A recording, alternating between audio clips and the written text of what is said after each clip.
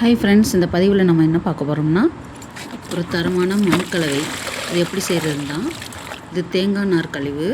இது நல்லா தண்ணியில் ஊற வச்சு ஒரு 10 நிமிஷம் அப்படியே வச்சிட்டோம்னா நல்லா ஊறி நமக்கு நல்லா உதிரி உதிரியாக மண்கலவைக்கு கலக்கிற மாதிரி தயாராகிடும்.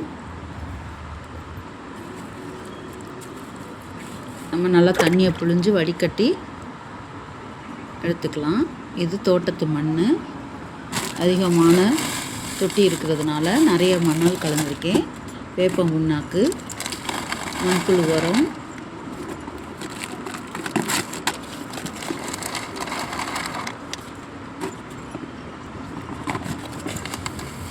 போன் மில், பயோ ஃபெர்டிலைசர்ஸ் எல்லாத்தையும் கலவையாக கலந்து வச்சுக்குவோம். இந்த பயோ ஃபெர்டிலைசர்ஸ் கொடுக்கறதுனால செடிகள் நல்லா வளர்ச்சியாகவும் நல்ல செழிப்பாகவும் வளரும். வேர் தாக்குதல், பூச்சி தாக்குதலேருந்து இந்த வேப்ப முன்னாக்கும் உயிர் உரங்களும் நமக்கு செடியிலேருந்து பாதுகாப்பு கொடுக்குது. இந்த மாதிரி நல்லா கலந்து விட்டுக்கணும். இது கோகோ பிட்டு. இதையும் நல்லா கலந்துட்டு அப்படியே ஒரு வாரம் வச்சிடலாம். வச்சதுக்கப்புறமா நமக்கு எந்த செடி வைக்கணுமோ அதுக்கேற்ற மாதிரி தொட்டியில் அடியில் ஹோல் போட்டுட்டு ஹோலை நிரப்புற அளவுக்கு ஒரு 2 இன்ச்சு கொக்கோ பிட்டோ இல்லை காய்ந்த இலைகளோ போட்டு வச்சுக்கலாம்.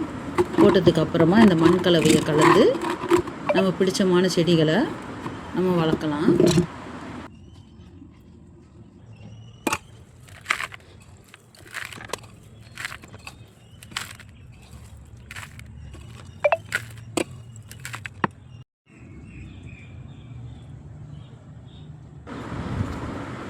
இப்போ நீங்கள் பார்க்குறது தான் என்னோடய ரோஸ் செடி.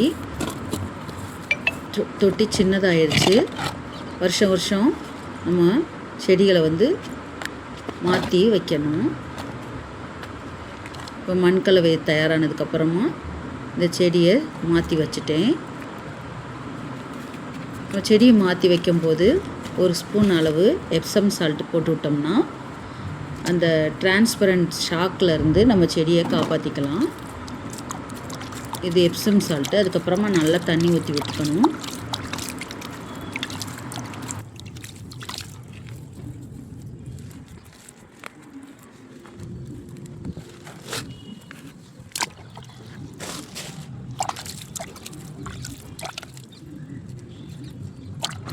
அதுக்கப்புறமா இந்த கிளைகள்லாம் கட் பண்ணி விட்டுட்டோம்னா இந்த கட் பண்ண இடத்துலேருந்து நிறைய துளிர்கள் நமக்கு கிடைக்கும். இந்த செடியோட வளர்ச்சி அடுத்த பதிவில் நான் உங்களுக்கு போடுறேன். அடுத்ததாக ரோஸ்மெரி செடி. இதையும் இதே மாதிரி மண்கலவையில் நட்டு வச்சுட்டேன். இந்த 2 செடிகளோட வளர்ச்சியை நான் அடுத்தடுத்துள்ள பதிவில் நான் காட்டுறேன் உங்களுக்கு. இந்த பதிவு உங்களுக்கு பயனுள்ளதாக இருந்துச்சுன்னா என்னோடய சேனல் பேர் சாண்டிஸ் ஐடியாஸ். சேனலை சப்ஸ்கிரைப் பண்ணுங்கள், லைக் பண்ணுங்கள், ஷேர் பண்ணுங்கள், கமெண்ட் பண்ணுங்கள். தேங்க்ஸ் ஃபார் வாட்சிங்.